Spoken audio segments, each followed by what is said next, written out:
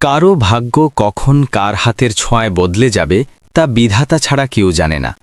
আমরা প্রায়ই মানুষের বাইরের জীর্ণ দশা দেখে তার ভেতরের শক্তিকে অবজ্ঞা করি, কিন্তু কখনো কখনো রাজপ্রাসাদের অন্ধকার দূর করতে একটা ছোট্ট মাটির প্রদীপই যথেষ্ট হয়।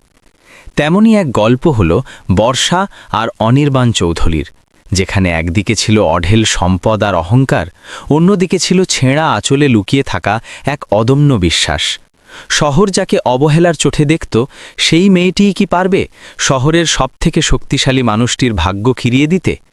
চলুন দেখা যাক এক অভাবনীয় পরিবর্তনের এই মহাকাব্য। হ্যাঁ, দেখো, এখন এই গরিব মেয়েটি কিনা কোটিপতিকে সুস্থ করে দেবে। পাগল হয়ে গেছে নাকি? এই কথাগুলো তারাই বলছিল যারা একে আমাদের শহরের শান বলে মনে করত, কিন্তু তাদের জানা ছিল না যে কে কার ভাগ্য পরিবর্তন করতে চলেছে। সত্যের রোদ মহল্লার উপর শীষ দিতে দিতে পিছলে পড়ছিল। মন্দিরের কাছে একটি ছোট মোড় আছে, যেখানে প্রতিদিন একে একে লোক থামে, রোজগার করে, খরচ মেটায় আর তারপর চলে যায়। সেই মোড়েই বর্ষা বসেছিল। ছেঁড়া কাপড়, উস্কো খুস্কো চুল আর হাতে একটি ছোট থালা, তাতে দুটি শুকনো রুটি আর সামান্য আচার। কিন্তু বর্ষার চোখে অন্য এক চমক ছিল, আশার সেই প্রদীপ যা কখনো নেভে না।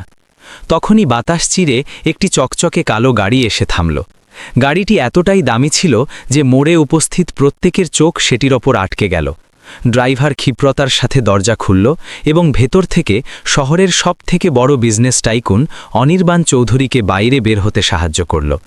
কোটি কোটি টাকার সাম্রাজ্য গড়ে তোলা এই ব্যক্তিটি আজ নিজের পায়েরই গোলাম ছিল। তাকে খুব সাবধানে একটি অত্যাধুনিক হুইলচেয়ারে বসানো হলো। 10 বছর আগে হওয়া এক ভয়াবহ দুর্ঘটনা তার পায়ের শক্তি কেড়ে নিয়েছিল। পৃথিবীর বড় বড় হাসপাতাল আর ডাক্তাররা হার মেনে নিয়েছিলেন। এখন হুইলচেয়ারই ছিল তার পৃথিবী, আর তিক্ততা ছিল তার স্বভাব। লোকেরা তাকে দেখে কানাকানি করতে লাগল।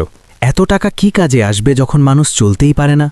কেউ বলল, দেখো, আজ আবার মন্দিরে এসেছে, হয়তো ভগবানই কোনো অলৌকিক কিছু করবেন। অন্যজন কটাক্ষ করল। এসব আওয়াজের মাঝে বর্ষা অনির্বাণ চৌধুরীকে দেখল। সে তার দামি ঘড়ি, ডিজাইনার স্যুট কিংবা তার বিলাসবহুল গাড়ি দেখেনি। সে তার চোখের দিকে তাকালো, যেখানে সম্পদের চমক নয়, বরং এক গভীর অন্তহীন একাকিত্ব আর কষ্টের সাগর ছিল। এমন এক কষ্ট যা কোনো ওষুধই সারাতে পারছিল না। হঠাৎ না জানি কোথা থেকে বর্ষার মনে সাহস এলো। সে নিজের জায়গা থেকে উঠে দাঁড়ালো, নিজের ছেঁড়া আঁচল ঠিক করল এবং সরাসরি সেই কালো গাড়ির দিকে এগিয়ে চলল। লোকেদের হাসি আর কানাকানি আরও বেড়ে গেল। হ্যাঁ, দেখো ভাই, এই গরিব মেয়েটি কি করবে? কোটিপতিকে ঠিক করে দেবে? পাগল হয়ে গেছে নাকি? কিন্তু বর্ষা থামল না। সে অনির্বাণ চৌধুরীর সামনে গিয়ে দাঁড়িয়ে পড়ল। অনির্বাণ তাকে মাথা থেকে পা পর্যন্ত ঘৃণা ভরে দেখল, যেন সে কোনো পোকামাকড়। সে ড্রাইভারকে ইশারা করল একে তাড়িয়ে দেওয়ার জন্য, কিন্তু বর্ষার কণ্ঠে এমন কিছু ছিল যে তার হাত থেমে গেল। সাহেব, বর্ষা ভয় না পেয়ে বলল, আমি জানি আপনি হাঁটতে পারেন না। পৃথিবীর শক ডাক্তার আপনাকে জবাব দিয়ে দিয়েছে। অনির্বাণীর চোখে রাগ ফুটে উঠল। তো তুমি কি চাও? ভিক্ষা? না সাহেব, বর্ষা শান্তভাবে জবাব দিল, আমি আপনাকে হাঁটতে শেখাবো, শুধু বিনিময়ে আমাকে প্রতিদিন পেট ভরে খাবার জন্য অন্ন দেবেন। এটি শোনা মাত্র সেখানে দাঁড়িয়ে থাকা প্রতিটি মানুষ জোরে জোরে হাসতে লাগল। এটি কোনো মস্করার মতো ছিল। অনির্বাণ চৌধুরীরও মনে হলো যে এই মেয়েটি হয় পাগল, নয়তো খুব বড় প্রতারক। কিন্তু সে বর্ষার চোখের দিকে তাকালো। সেখানে ভয় বা লোভ ছিল না, সেখানে ছিল এক আত্মবিশ্বাস, এমন এক চমক যা সে বহু বছর ধরে কোনো ডাক্তারেও দেখেনি, এক আশার জেদ। অনির্বাণ, যে নিজের জীবনের একঘেয়েমি আর নিরাশা থেকে তিতিবিরক্ত হয়ে গিয়েছিল, সে এক সিদ্ধান্ত নিল। ঠিক আছে, তার গম্ভীর কণ্ঠস্বর প্রতিধ্বনিত হল, কাল সকালে আমার বাড়ির ঠিকানায় চলে এসো। কিন্তু মনে রেখো, যদি তুমি তোমার কথা না রাখতে পারো তবে পরিণাম খুব খারাপ হবে। বর্ষা শুধু মাথা নাড়ল আর হাসল। এটি এমন এক চুক্তি ছিল যা যে কোনো ব্যবসার চুক্তির চেয়ে অনেক বড় ছিল। পরদিন সকালে বর্ষা যখন অনির্বাণের আলিশান বাংলোর গেটে পৌঁছালো, তখন রক্ষীরা তাকে এমনভাবে দেখল যেন সে কোনো আবর্জনা। তাকে ভেতরে যেতে বাধা দেওয়া হলো, কিন্তু অনির্বাণের আদেশের পর তাকে ভেতরে যেতে দেওয়া হলো।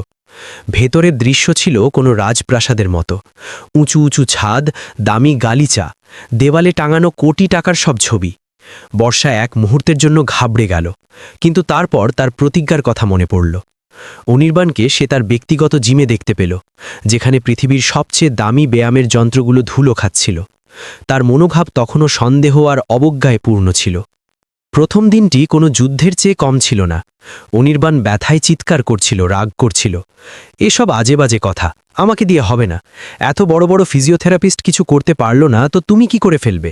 তুমি জানো স্পাইনাল কর্ড ইনজুরি কি জিনিস? কিন্তু বর্ষা হার মানল না। সে সেই দামি যন্ত্রগুলোতে হাত পর্যন্ত দিল না। সে অনির্বাণকে হুইল চেয়ার থেকে নিচে মেঝেতে বসালো। সে গরম তেল দিয়ে তার অসাড় পায়ে মালিশ শুরু করল। সে কোনো ডাক্তার ছিল না, কিন্তু সে জানত যে শরীরের আগে মনের চিকিৎসা জরুরি। সে তার সাথে কথা বলে চলল। সাহেব, আপনার পা দুর্বল নয়, আপনার বিশ্বাস দুর্বল হয়ে গেছে। আপনি মেনে নিয়েছেন যে আপনি কখনো হাঁটতে পারবেন না। যেদিন আপনার মস্তিষ্ক আপনার পাকে হুকুম দেবে, সেদিন তারা অবশ্যই উঠবে। সে ছোট ছোট ব্যায়াম শুরু করালো। পায়ের আঙুল নড়ানোর চেষ্টা করা, হাঁটু কিছুটা মোড়ার চেষ্টা করা। প্রতিটি চেষ্টা ব্যর্থ হতো, আর প্রতিটি ব্যর্থতায় অনির্বাণের রাগ সপ্তম আকাশে পৌঁছে যেত। কিন্তু বর্ষা শান্ত থাকত।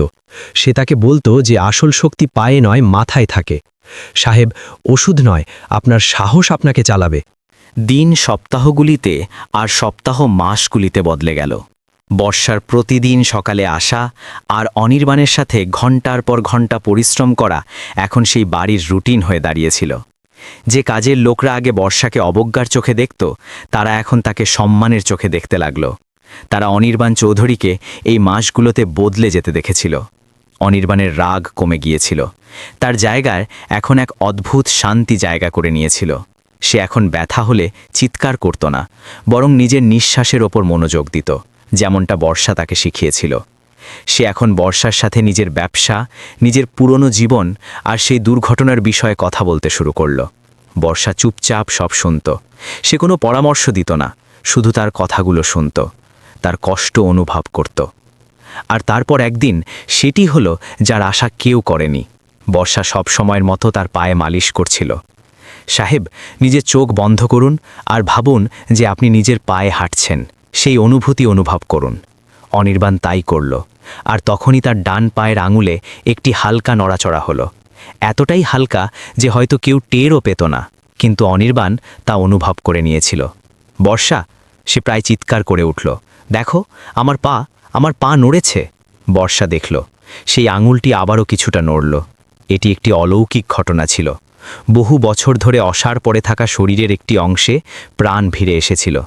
সেদিন অনির্বাণের চোখে জল ছিল, কিন্তু তা কষ্টের নয়, বরং খুশির ছিল। সেদিন প্রথমবার সে বর্ষাকে শুধু একটি গরিব মেয়ে হিসাবে নয়, বরং এক আশার দেবীর মতো দেখল। এটি ছিল মাত্র শুরু। সেই ছোট্ট নড়াচড়া অনির্বাণের ভেতর আগ্নেয়গিরির মতো শক্তি ভরে দিল। এখন সে দ্বিগুণ পরিশ্রম করতে লাগল। তার আত্মবিশ্বাস ফিরে এসেছিল। কয়েক সপ্তাহের মধ্যেই সে অবলম্বনের সাহায্যে দাঁড়াতে লাগল। আর তারপর সেই দিনটিও এলো যার অপেক্ষা সবাই করছিল। বর্ষা বলল, আজ আপনি কোনো সাহায্য ছাড়াই হাঁটবেন। পুরো কর্মচারী দল বাগানে জড়ো হয়েছিল। অনির্বাণের বুক ধরফর করছিল। সে ওয়াকারটির দিকে তাকালো, তারপর কিছুটা দূরে দাঁড়িয়ে থাকা বর্ষার দিকে, যার চোখে ছিল অটুট বিশ্বাস। সে এক গভীর শ্বাস নিল আর ওয়াকারটি ছেড়ে দিল। তার পা কাঁপল, শরীর বুড়িভাবে টলমল করল। এক মুহূর্তের জন্য মনে হলো যে সে পড়ে যাবে, কিন্তু সে পড়ল না।